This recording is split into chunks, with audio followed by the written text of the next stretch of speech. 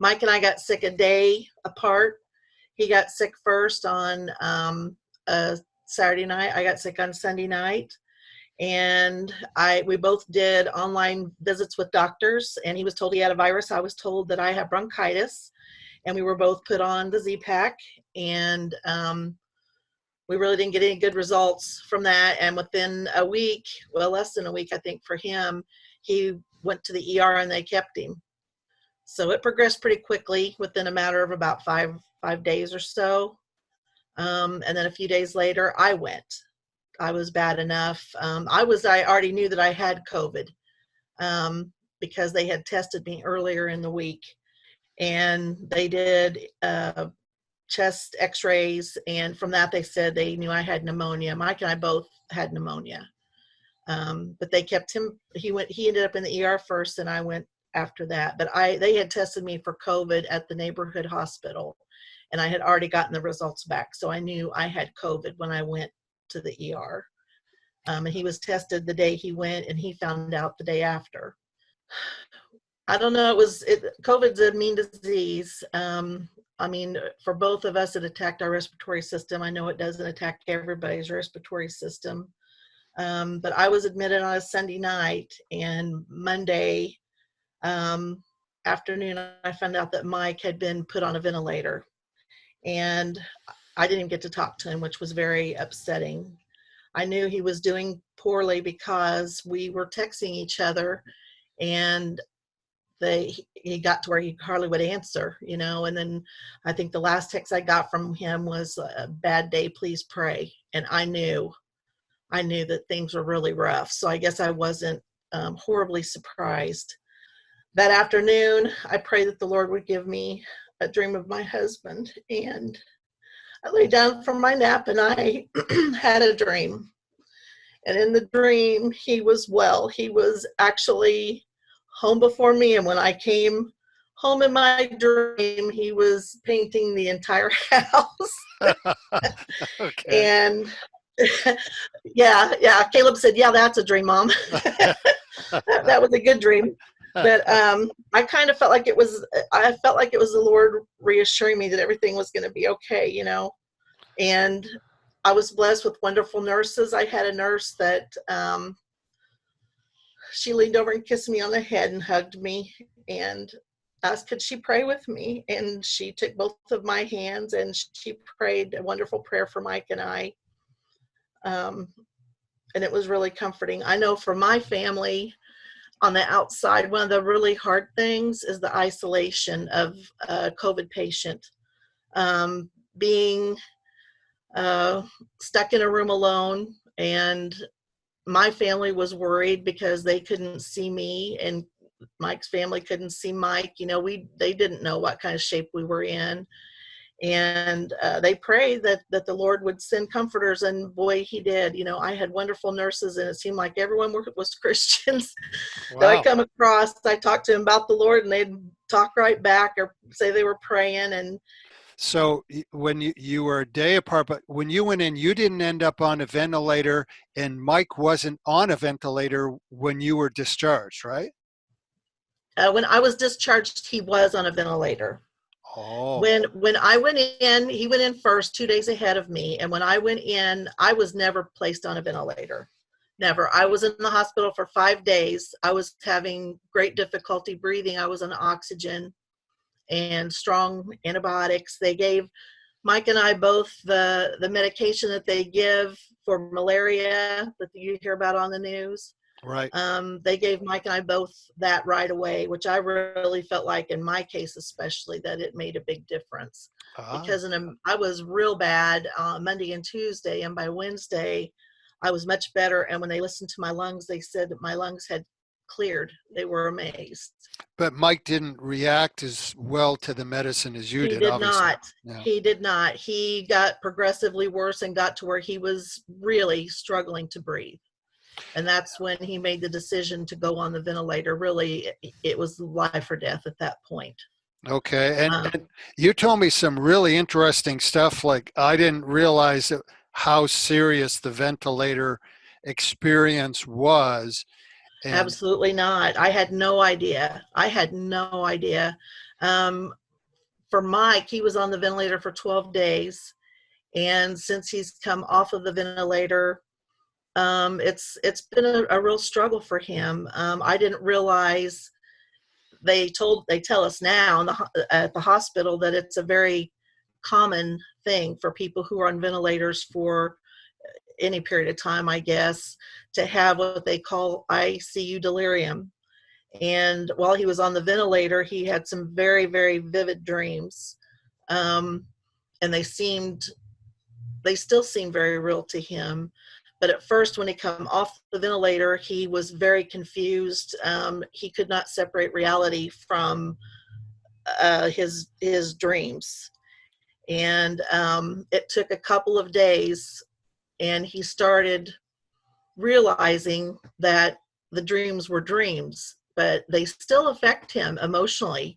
He cries a lot. He's very emotional. Um, Can you tell? so You wrote and you told me some of those dreams. Man, that's kind of. Can do you mind saying, just to show the journey that he was on? Do you mind mentioning what some of those were? well, he had a dream, and to be real honest, I feel kind of bad about this because when he was on the ventilator, because I was also a COVID patient, I was on the same floor as him. However, he was in ICU and I was not. And I had wonderful nurses and he had wonderful nurses, and they thought, why should she not be able to see her husband?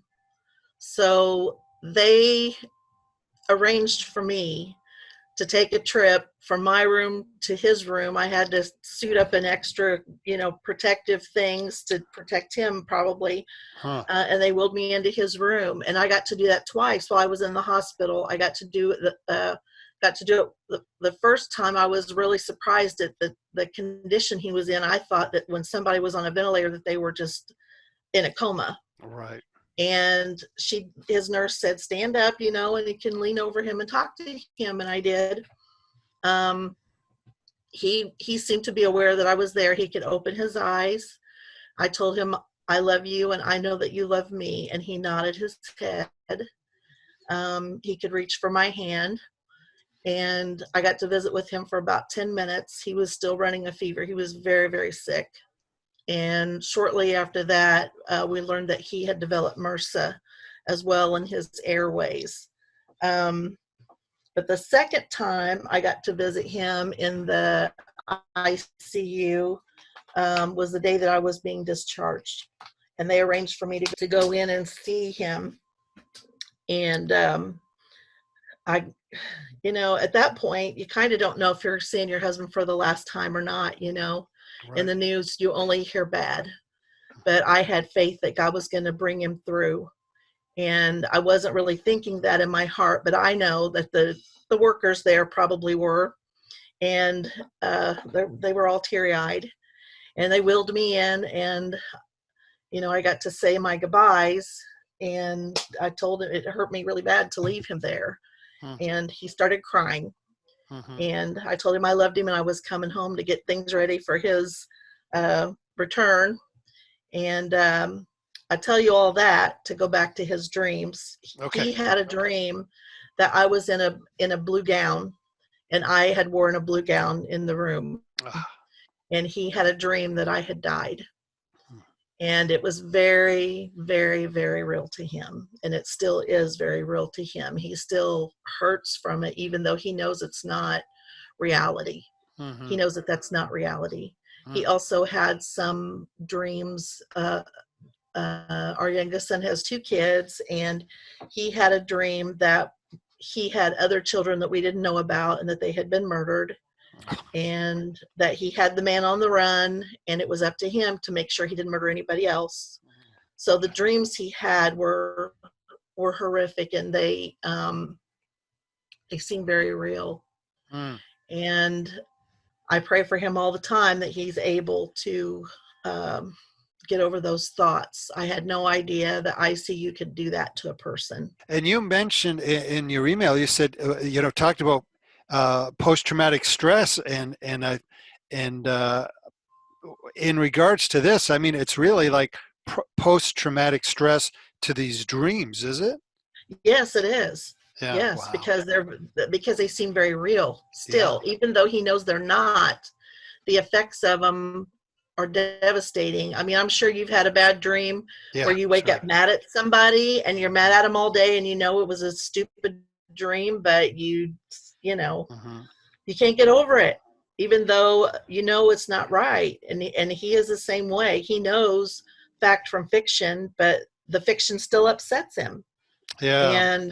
And he's, you know, he says there's stories he hasn't told me, and I know that his experience was horrific, and I know also that this is not a unique experience, Hmm. because they told us that ICU delirium is quite common in people who've been on a ventilator.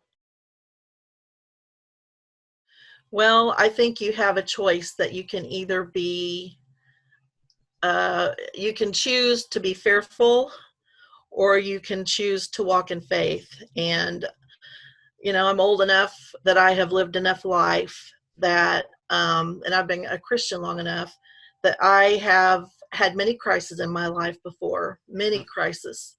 And God has always been faithful.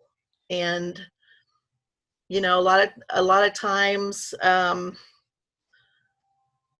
you know, fears would start to creep in, and I would always go back to the word of God, and I would choose, you know, I just choose to believe the voice of truth, the voice of God. What is God saying about this? Not what is fear saying about this, not what is the news saying about this. I just put my faith in the Lord, and um, I had been reading a book by Joyce Meyer, and in that book, she's talking a lot about speaking the word of God out loud, you know, speaking it, um, confessing God's promises to Hmm. us. Hmm. And so that's what I did. I looked up scriptures concerning healing, and I just started reading them out loud, and it would fire me up, so to speak. You know, it would Hmm. fire me up. You know, this is what God says. I don't have to be afraid. I can trust in God. And my past experience has shown me that I can trust in God. Hmm. And so really that's kind of how I've gotten through it. Well, I just got a call from his doctor, and there still are some concerns. He seems to be doing very well in the early part of the day and through the whole day, but in the evening time, he seems to get more emotional and um, a little more confused. Where he's not confused at all through the day. They're trying to figure that out. I mean, they may even do a brain scan. She was talking about possibly doing that when I talked with her today. Um, they've done a lot of other tests and everything. They did another COVID test on him, and it's negative. Yay! Yay. He So was real happy about that one. I bet he Um, was. Yeah. yeah, the COVID test is negative, so he's great to be around all of our kiddos, and we're thrilled about that. Have someone come in and make sure, evaluate his eating too, because the ventilator messes with your uh, vocal cords in your throat. It can affect your swallowing, and Hmm. they want to make sure, they're worried about him following the diet that he's supposed to be on, which I'd make sure that he would, but they don't want him to choke.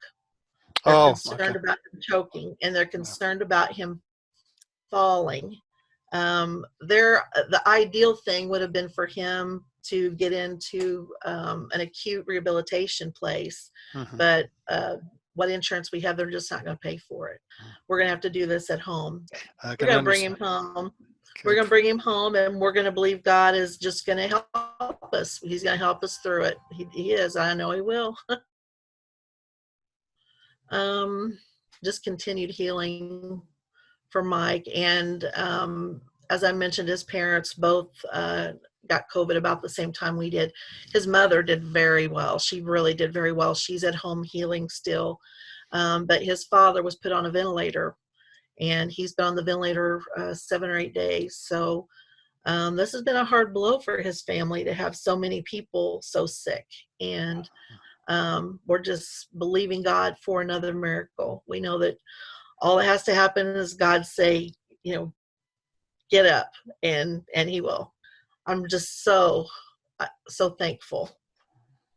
for all Yeah. that God's done. Yeah. Well, thank you for giving me the opportunity to give praise to the Lord for what He's done. Hmm. You know, I'm not used to really doing this sort of thing, and I'm sure you can tell I'm nervous, but when you asked me to, would I share our story, I didn't hesitate because I don't ever want to be slow to tell what a wonderful God we serve and how faithful He is. Well, it's So that's what I would say. If you don't know the Lord, get to the Lord. He is faithful and He loves you. He's brought three of us through. One more to go. one more And to I know go. He will. I Yeah. know He will. Cindy, I appreciate you Okay. so much. Tell my Canaan And family hello. yeah. And I love them and miss them. Yeah. Well, we miss you too. Thanks so much, Cindy. You're very welcome. Tell Kathy hi. Will do. We'll talk to you a little later. Alrighty. Bye bye. Bye bye.